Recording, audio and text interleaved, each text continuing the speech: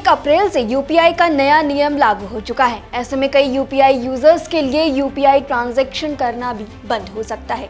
आइए जानते हैं कौन से ऐसे यूजर्स हैं जो अब यूपीआई पेमेंट नहीं कर सकेंगे। ये जानने से पहले आपको बता दें कि भारत में सबसे ज़्यादा यूनिफाइड पेमेंट्स इंटरफेस यानी कि यूपीआई का इस्तेमाल होता है और ये सबसे बड़ा डिजिटल पेमेंट सिस्टम भी बन चुका है।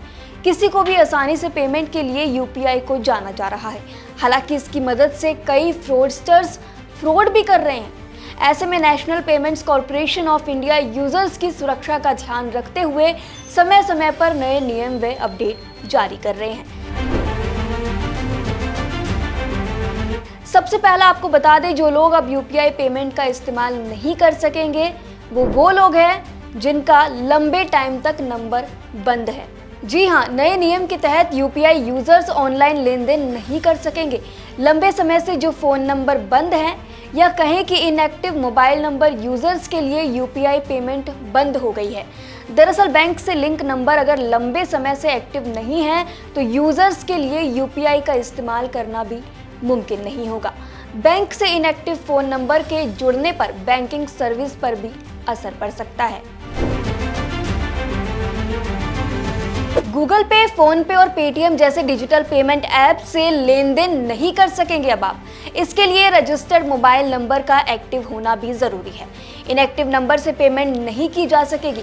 टेलीकॉम डिपार्टमेंट के नियम के अनुसार अगर कोई फ़ोन नंबर 90 दिनों तक यूज़ नहीं किया जा रहा है तो उसे डीएक्टिवेट कर दिया जाएगा। ऐसे में नंबर रिसाइकल या फिर चर्न नंबर कहलाते हैं। यूपीआई से लाखों करोड़ों यूजर्स लेन देन करते हैं और फ्रॉड का भी खतरा बना रहता है। इसलिए डिजिटल पेमेंट सिस्टम को और बेहतर बनाने के लिए सरकार की कोशिश रहती है। इनएक्टिव फ़ोन नंबर से बैंकिंग सर्विस पर भी पूरा असर पड़ता है।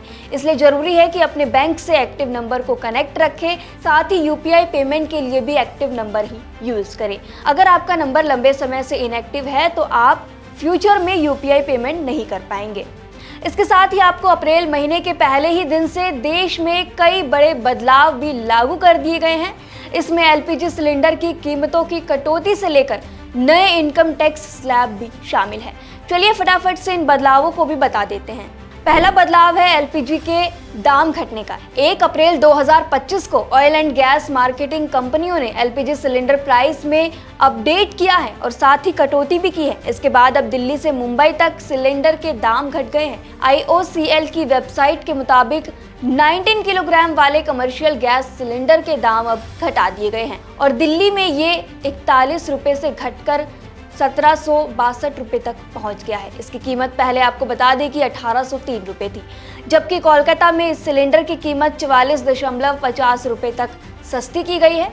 हालांकि इस बार भी 14 किलोग्राम वाले घरेलू गैस सिलेंडर की कीमतों में कोई भी बदलाव नहीं किया गया है। इसके साथ ही जो दूसरा सबसे बड़ा बदलाव जो आज 1 अप्रैल से होने जा रहा है वो है 12 लाख रुपए तक टैक्स की जो इनकम है वो अब फ्री हो गई है। नए टैक्स ईयर की शुरुआत के साथ ही 1 अप्रैल 2025 से नए टैक्स स्लैब भी लागू कर दिए गए हैं। बजट 2025 में मिडिल क्लास को राहत देते हुए केंद्र सरकार ने कई बड़े ऐलान किए थे, जिसमें टैक्स स्लैब में बदलाव से लेकर टीडीएस, टैक्स रिबेट और अन्य चीजें शामिल थी। वहीं पुराने इनकम टैक्स एक्ट 1961 की जगह पर नए इनकम टैक्स बिल का प्रस्ताव रखा गया था। ये सभी बदलाव 1 अप्रैल 2025 से प्रभावी हो गए हैं। नए टैक्स स्लैब के तहत सालाना 12 लाख रुपए तक कमाने वाले लोगों को टैक्स का भुगतान करने से छूट दी जाएगी। इसके अलावा सैलरी उठाने वाले कर्मचारियों को 75,000 रुपये का स्टैंडर्ड डिडक्शन का भी फायदा मिलेगा। यानी कि अगर आप जॉब करते हैं, नौकरी पेशा हैं, तो 12,75,000 रुपये तक की सैलरी पर आपको कोई भी टैक्स नहीं चुकाना पड़ेगा। हालांकि ये छूट सिर्फ और सिर्फ उन लोगों पर लागू होती है जो नया टैक्स विकल्प चुनते हैं, लेकिन जो पुराने टैक्स नियम के तहत जाना चाहते हैं तो उनके ऊपर वही टैक्स स्लैब जारी रहेगा।